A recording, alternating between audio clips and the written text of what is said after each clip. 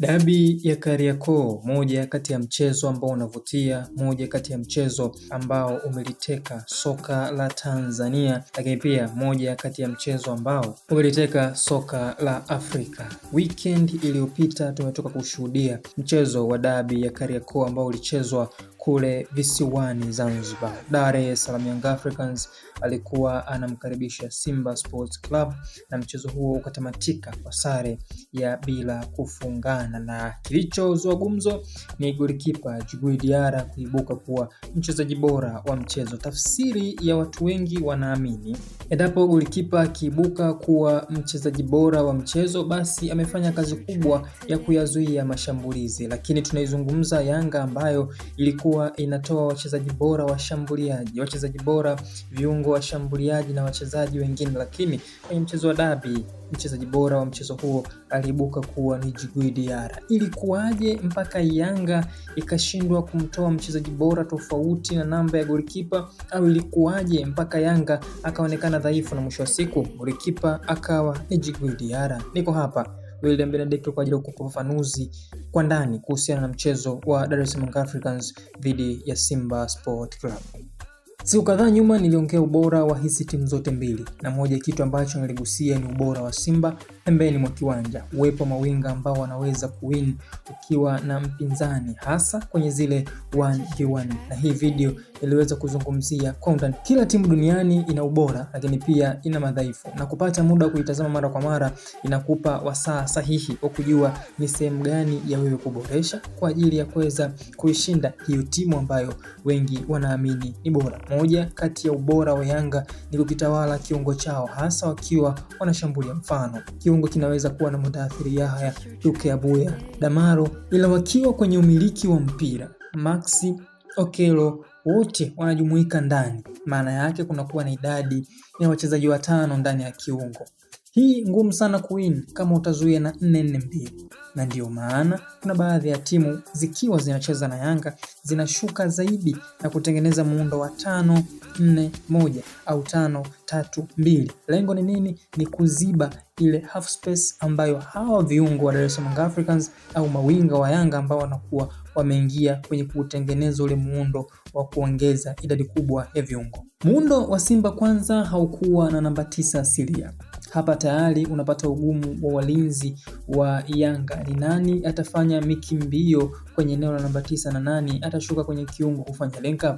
Wakati huo kwenye kiungo kuna kuwepo na ongezeko la Chama, Loemba, Oura pamoja na Gueye ambao walikuwa wanapenda kupokea mipira ndani ya kiwanja. Maana yake hapa tayari Simba wanakuwa na idadi kubwa kuliko Yanga. Kwa lugha rahisi tuseme, Beka alitumia silaha ya Yanga kuangamiza Yanga wenyewe. Unakumbuka finali ya Chelsea dhidi ya PSG? Chelsea walitumia namna ambayo PSG huwa wanacheza na mchezo ukatamatika kwa Chelsea kuishinda Paris Saint-Germain.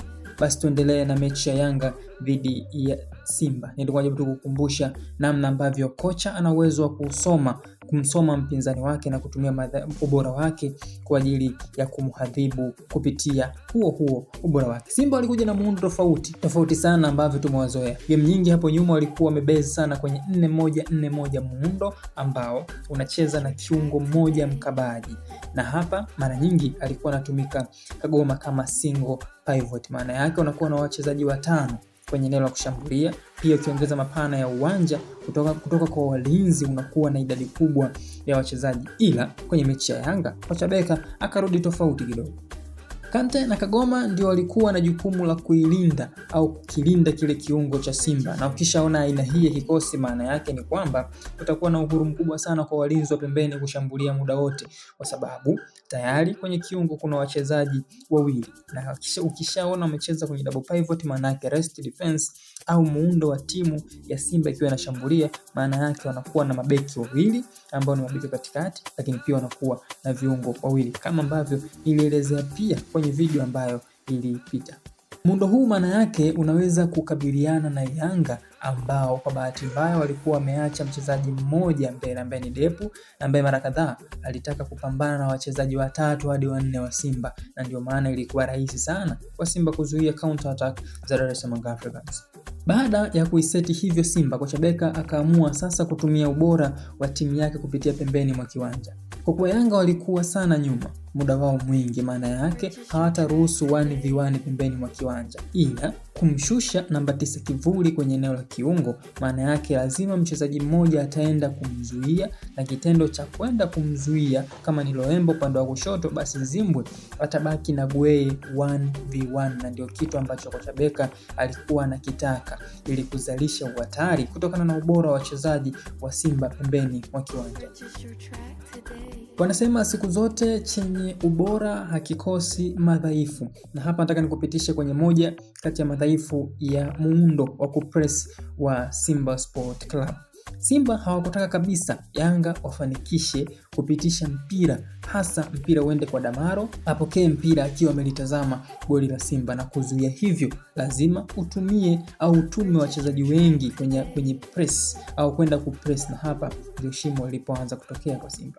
Simba walikuwa wanalazimika kupress kwa muundo wa 4-3-3, maana kama wakienda na 4-4-2 watazidiwa idadi, kwani Yanga walimjumuisha Diara kwenye build up, na kocha Beka hakutaka kabisa kumpress Diara, atasababisha makosa kwenye pressing yake, kwa sababu Yanga wanakuwa na wachezaji watatu kwenye build up, ukimuongeza na Diara hapa sasa, ili kumatch lazima uwe na wachezaji watatu.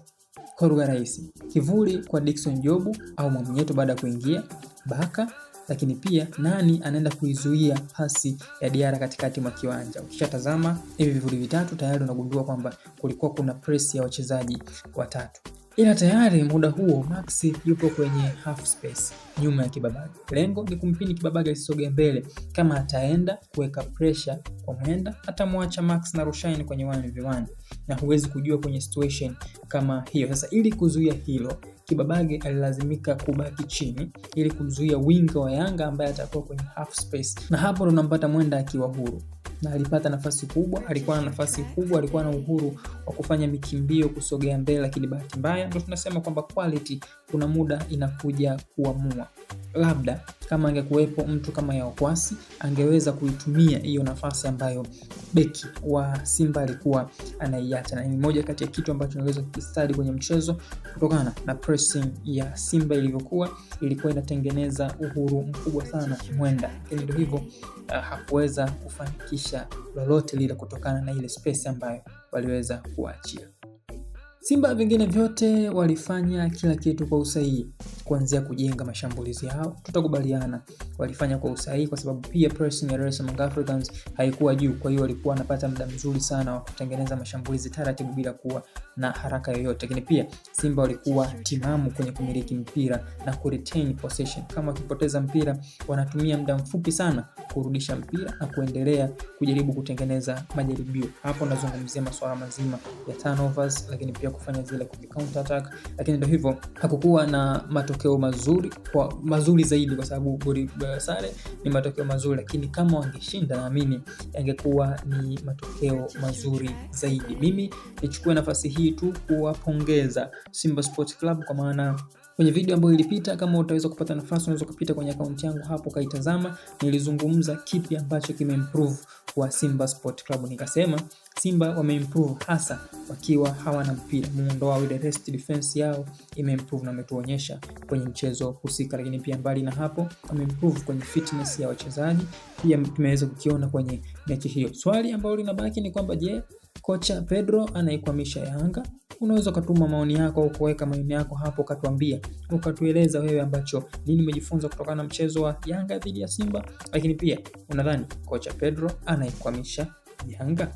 Endelea kufuatilia ukurasa huu kwa chambuzi mbalimbali za mpira wa miguu. Usiache kushare, subscribe, like, comment nini ambacho unawaza kutokana na ambacho tunakuwa tunakizungumza humu ndani. William Benedicto majina yangu, lakini pia Wile Tactics jina la account hii. Ciao.